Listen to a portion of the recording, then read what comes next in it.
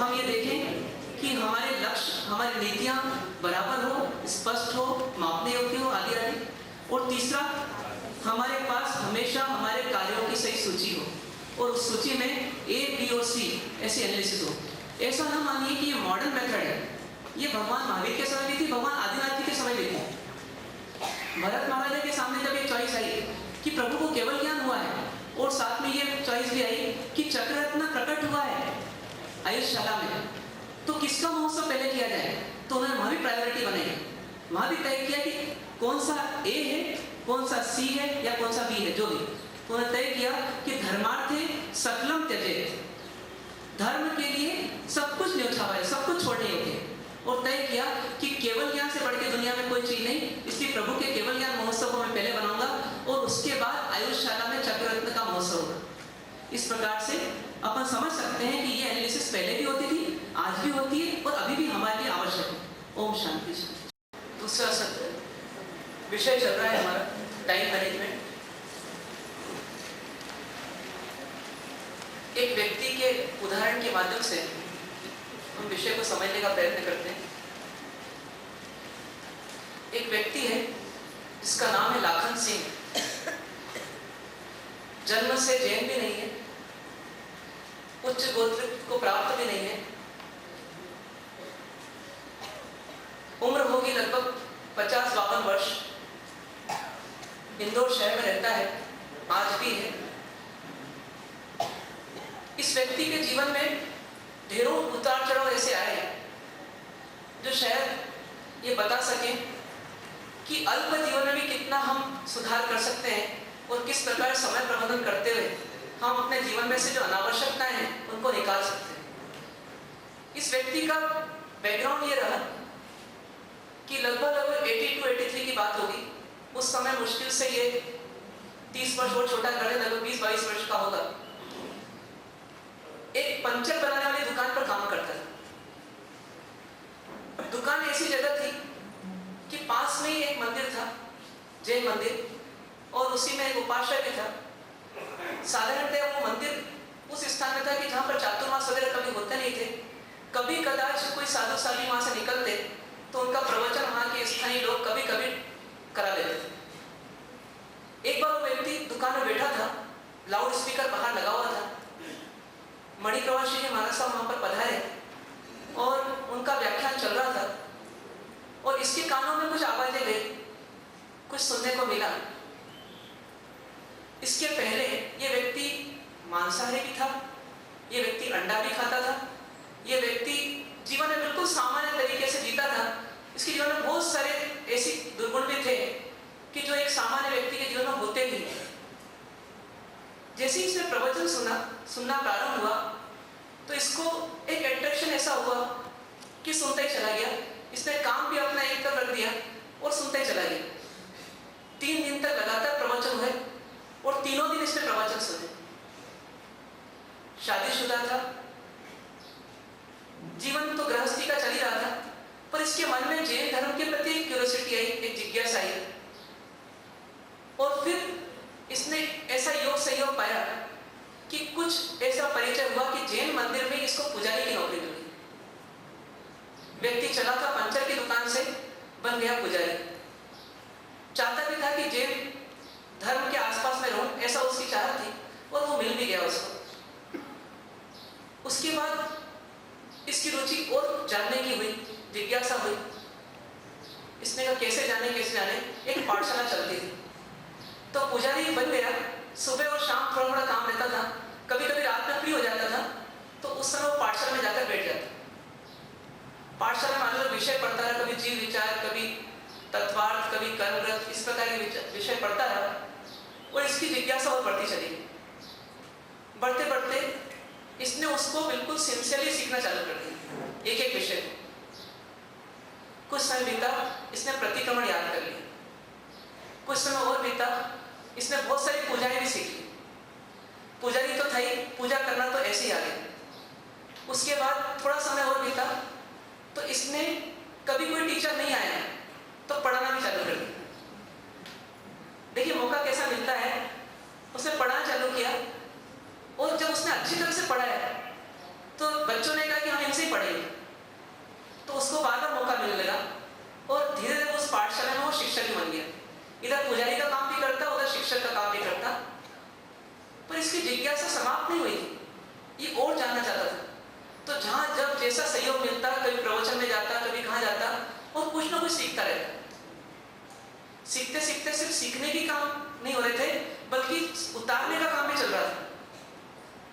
धीरे धीरे इसके जीवन में ये समझ में आया इसको कि मुझे अनावश्यक चीजें खान पान नहीं करना चाहिए, इसे त्याग दे।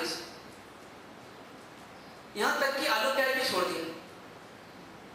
उसके बाद और आगे बढ़ा, रात्रि भोजन छोड़ दिया।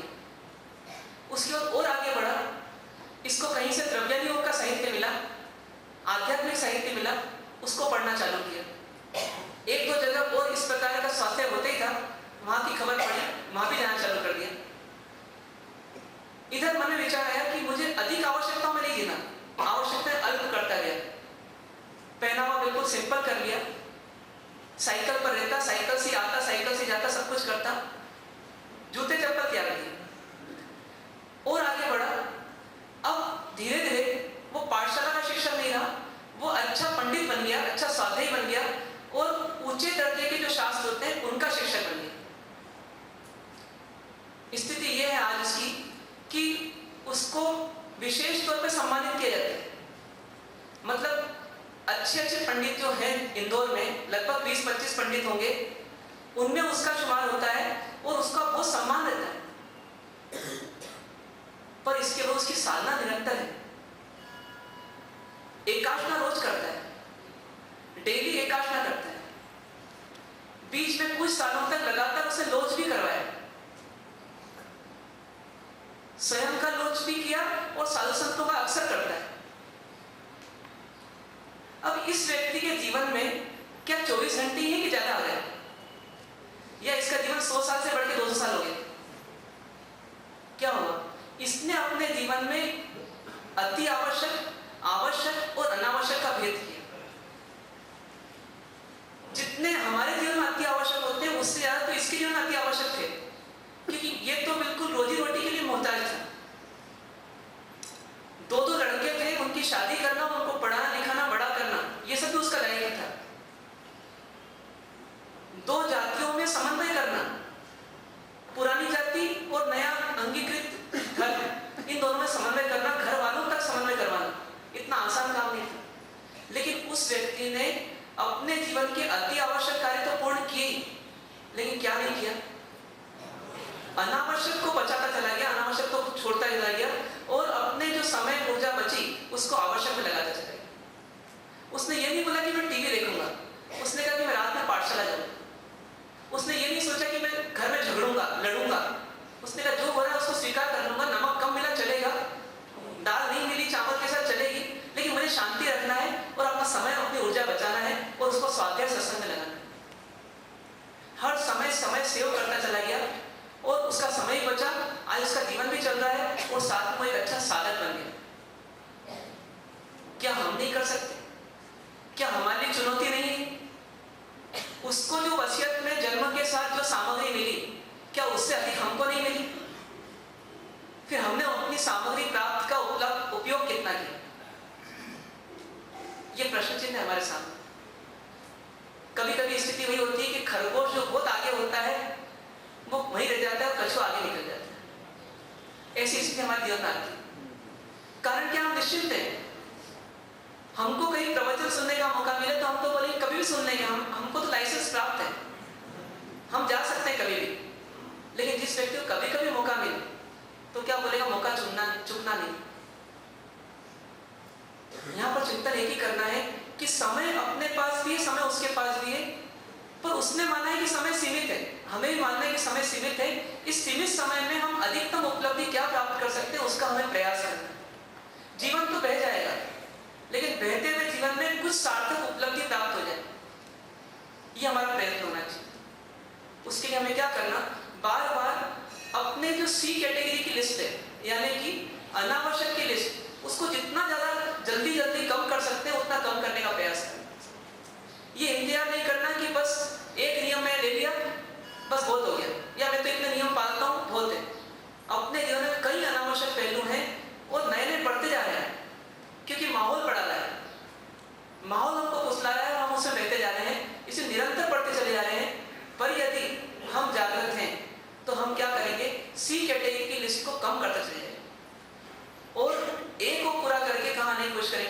बी में आने की कोशिश करेंगे। यहां तक की चर्चा अपन ने कल तक की थी। 3 पॉइंट हुए थे, उद्देश्य निर्माण करना, दूसरा पॉइंट हुआ था सही नीतियों का निर्माण करना, सही लक्ष्य का निर्माण करना, और तीसरा हुआ था सही कार्यसूची बनाना। चौथा बिंदु है हमारे सामने सही समय सारणी बनाना, राइट टाइम टेबल। इसे बचपना मत मानिएगा। आप बोलेंगे टाइम टेबल तो एक बच्चों का काम है, ऐसा भी नहीं मानिएगा। शास्त्र प्रमाण है कि एक अच्छे साधु के लिए भी शास्त्रों में टाइम टेबल दिया हुआ है। जो अच्छे साधक हैं, उत्कृष्ट साधक हैं, उनके लिए बताया गया कि उनको 8 प्रहर में कैसे कैसे साधना करना। इसलिए समय सारणी जो है वो सबके लिए एक आवश्यक अंग है। पूरा स्कूल होता है, एक चीज नहीं हो तो पूरी व्यवस्था अव्यवस्थित हो जाए।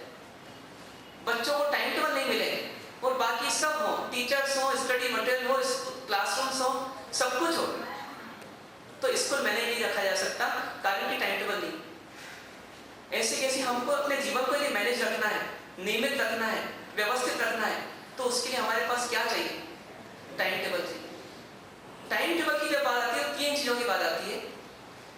एक, काम जो करना है, दूसरा काम कितनी अवधि में करना है, और तीसरा काम कब प्रारंभ करना है और कब समाप्त करना है।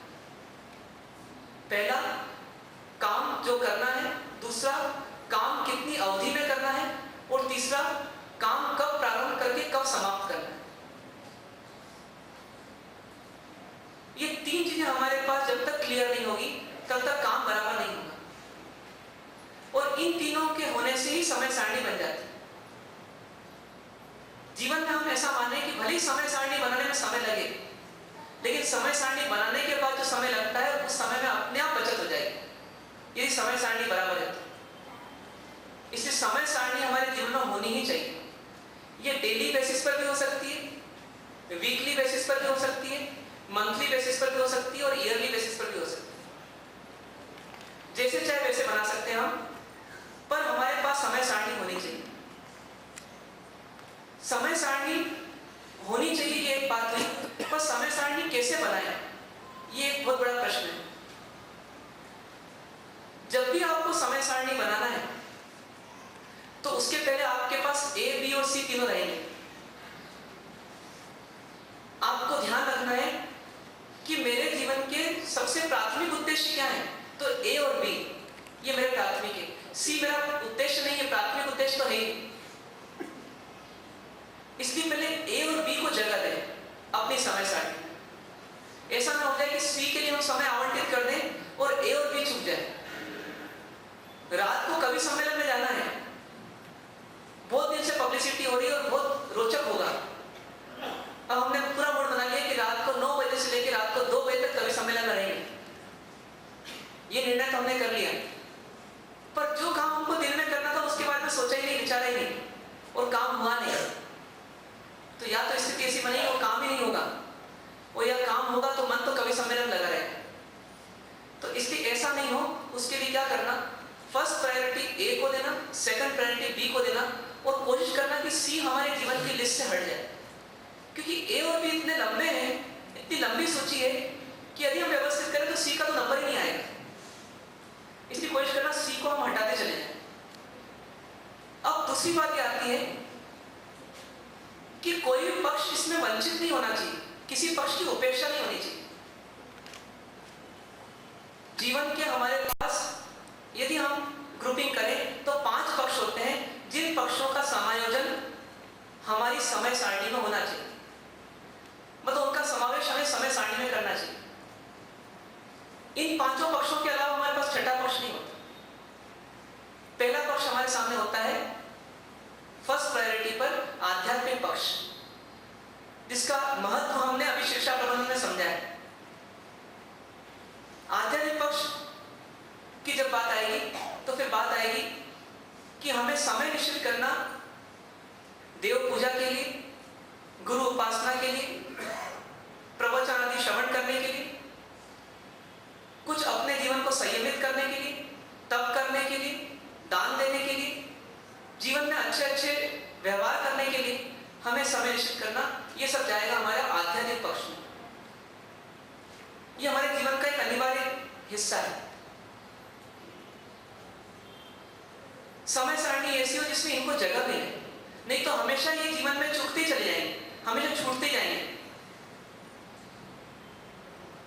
इसलिए कई लोग एक प्रयोग करते हैं कि सुबह उठकर के जो आवश्यक धार्मिक कृत्य हैं वो पूरे कर लेते हैं, क्योंकि फर्स्ट प्रायोरिटी पर ये है, इसके बाद अपन मुंह में अन्न डालेंगे, या इसके बाद अपन चप्पल पहनेंगे, या इसके बाद ही हम सांसारिक कोई कार्य करें। तब तक मोबाइल बंद, टीवी बंद, कम्युनिकेशन बंद। ऐसा प्रयोग कई लोग करते हैं, हम भी कर सकते हैं। पहला बिंदु आध्यात्मिक पक्ष। दूसरा बिंदु आता है हमारे सामने हमारा पारिवारिक एवं सामाजिक पक्ष। बच्चों की व्यवस्था करना है, पति पत्नी की व्यवस्था करना है, बुजुर्गों की व्यवस्था करना है, मित्र और आगंतुकों की व्यवस्था करना है, उनके साथ समय शेयर करना है, कहीं व्यवहार निभाने जाना है, किसी के हालचाल पूछने जाना है, किसी को रिसीव करना है, किसी मीटिंग में बैठना है। ये सब जो है ये हमारा सामाजिक पारिवारिक पक्ष हम इसे कह सकते हैं। ये हमारे जीवन का दूसरा पक्ष। तीसरा पक्ष हमारे सामने आता है शारीरिक पक्ष, जिस पक्ष में हमें शरीर की ओर ध्यान देना होता है। शौच करना है, स्नान करना है, शेविंग करना है, बाल ओछना है, कपड़े पहनना है, सोना है, एक्सरसाइज करना है, वॉकिंग करना है। ये सब जो है ये हमारा शारीरिक पक्ष। चौथा पक्ष हमारे सामने आता है व्यावसायिक पक्ष, हमारा प्रोफेशन। ऐसा ना माने कि व्यवसाय सिर्फ भाइयों का होता है, बहनों का ही व्यवसाय ही होता है। बहनों का हो सकता है घर संभालना, घर की सफाई करना, घर की व्यवस्था करना, और भाइयों का हो सकता है दुकान संभालना, कारखाने संभालना, ऑफिस संभालना। ये जो कुछ है आपका व्यावसायिक पक्ष है, उसकी व्यवस्था करना। और एक पांचवा पक्ष होता है जिसे हम कह सकते हैं मनोरंजन का पक्ष। मनोरंजन के पक्ष में क्या क्या चीजें आप करते हैं वो आपको मालूम है, तो वो सब चीजें आप इसमें सम्मिलित कर सकते हैं यदि नहीं रहा जाए तो। ये पांच पक्ष हमारे सामने हैं, जिसमें फर्स्ट प्रायोरिटी हमारी होनी चाहिए आध्यात्मिक पक्ष को लेकर। क्यों? क्योंकि ये हमेशा छूट जाती है।